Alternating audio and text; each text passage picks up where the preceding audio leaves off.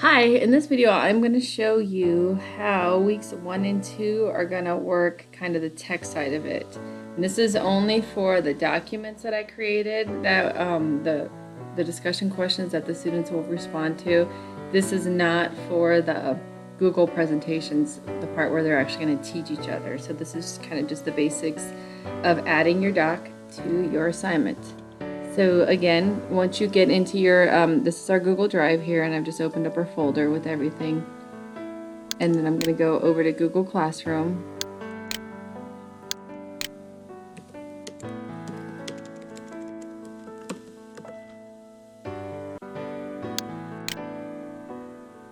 Okay, again, we're going to go to the assignment.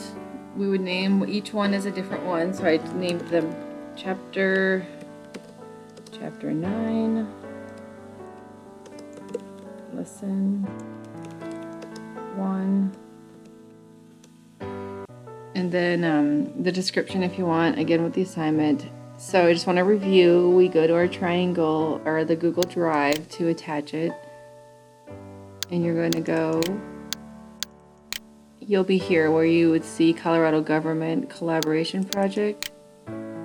And then you're going to go to week 1 and 2 this time. And in lesson 1 here, you can see that I have part 1 and I have part 2. So I'm going to do part 1 first, just as an example. So you would do this separately for each one. Add it. And again, so important right here. We don't want the students just to view the file. We want them to make a copy for each student. So make a copy for each student. Call this part 1. So chapter 9, lesson 1, part 1. You can tell them, complete sentences, whatever you wanted to add there. Make sure it's here and assign it. Okay, so once the students have completed their assignment, so you see this one, our state government, chapter 9, lesson 1, part 1. What is a representative democracy? Explain your answer. So they would type their answer here. I just kind of created a boxes so it would be a little bit easier. If they need more space as they enter and add more, it'll just extend it down into the next page, and that's fine, just so it kind of stay a little bit more organized. So same thing here, and they can really delete that part and just start typing within there. Same for here, type there. I just kind of put it there to guide them and get as much room as they need.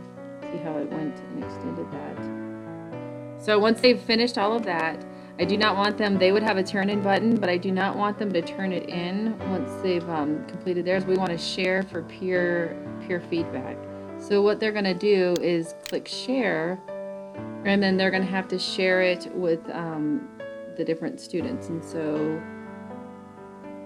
you have to go, they would have to either write these down. You might want to have them write the email addresses of their partners perhaps on an index card and just keep that right in their desk with a little title, so they know what they are, and they can just keep referring to that. And where you're going to find that is on that introduction slide. We're going to come here, and so right down in the notes section should be their email address. And so the students will have a copy of that, so if they wanted to, they could come here, copy it, go back over here, and they could paste it. We want to make sure they can only comment. Very important. We don't want them editing it. We only want them commenting. So that's one way that they can do it. Otherwise, if they have it typed or written down, just make sure they're really careful about getting those ID numbers correct.